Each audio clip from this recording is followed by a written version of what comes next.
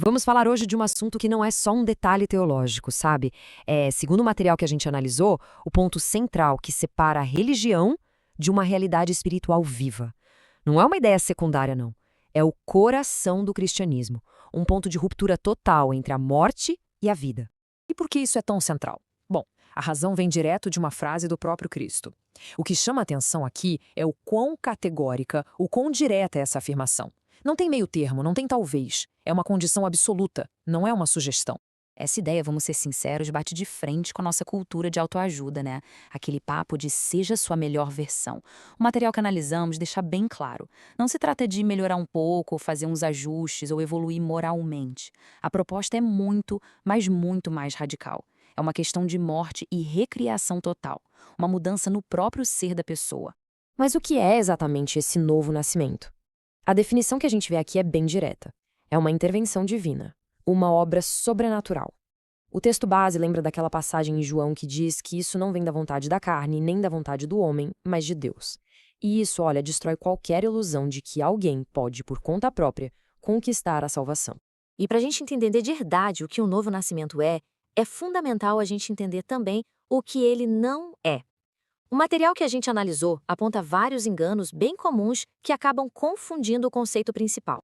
Esse quadro aqui deixa o contraste bem claro. Do lado esquerdo, a gente vê ideias como melhorar a vida ou adicionar Jesus, que soam como um upgrade, uma melhoria. Só que a realidade bíblica que o material aponta é muito mais drástica.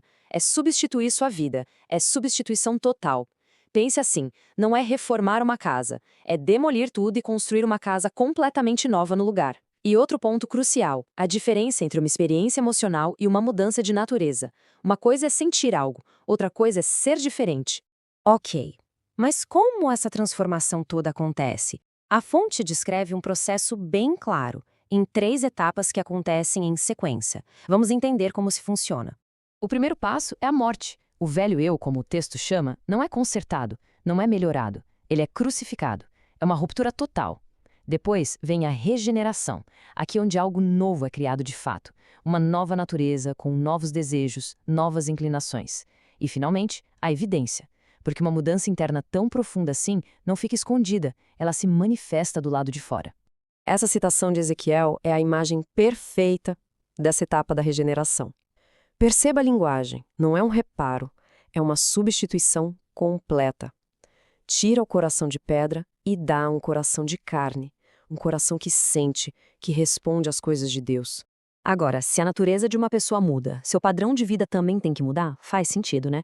O material é bem enfático nisso, citando o livro de 1 João, quem nasceu de Deus não vive na prática do pecado. Isso não quer dizer perfeição da noite para o dia, mas que o pecado deixa de ser o estilo de vida, o padrão, para se tornar uma exceção a ser combatida. E aqui está o ponto crucial. Essa transformação tem que ser visível. Não pode ser só um sentimento lá dentro ou uma crença intelectual que não afeta o dia a dia. Tem que ter mudança que dá para ver no caráter, na vida da pessoa. Diante disso, a fonte descreve 5 marcas, 5 ações principais que demonstram essa nova vida na prática. Vamos ver quais são? Primeiro, submissão a Cristo como Senhor, o que significa obediência. Segundo, o eu sai do trono. A vida não gira mais em torno da própria vontade. Terceiro, surge uma fome natural pela palavra de Deus, não por obrigação, mas por um desejo novo. Além disso, a busca por uma vida correta se torna uma consequência natural, não um esforço para ser salvo.